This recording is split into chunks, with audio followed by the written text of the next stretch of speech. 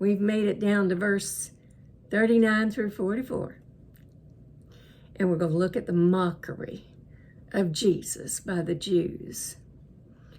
Jesus was not executed in a quiet building away from the city noise and activity. He was executed on a public highway on a day when hundreds of people were traveling by.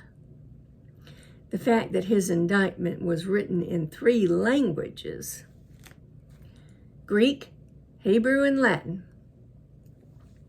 indicates that a cosmopolitan crowd passed by Golgotha, the place of the skull.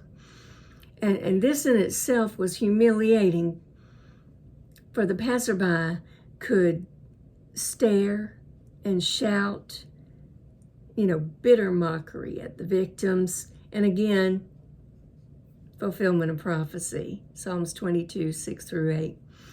It was bad enough that the common people mocked him, but the Jewish leaders joined in. They reminded him of his promise to rebuild the temple in 3 days, John 2:19 and Matthew 26:61.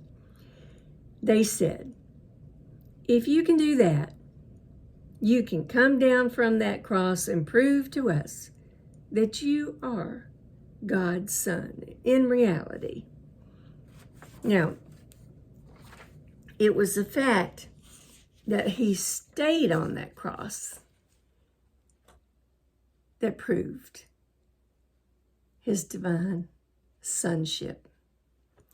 This was Satan's last attempt to keep Christ from dying on the cross to defeat him and redeem man.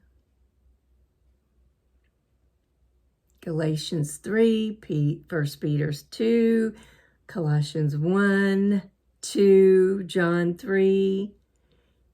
It's everywhere. And if Jesus would have saved himself, he could not have saved others. He could not have saved us. Matthew 16:25. So, if he had saved himself, his purpose of coming into the world would have been defeated. Here's your principle. God never satisfies the unreasonable demands of unbelief at the expense of defeating his own plan for man. That's a long one. I'll go slow 2 more times.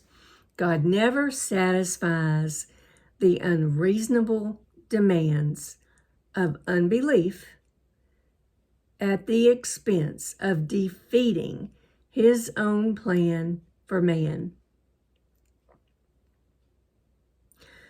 God never satisfies the unreasonable demands of unbelief at the expense of defeating his own plan for man.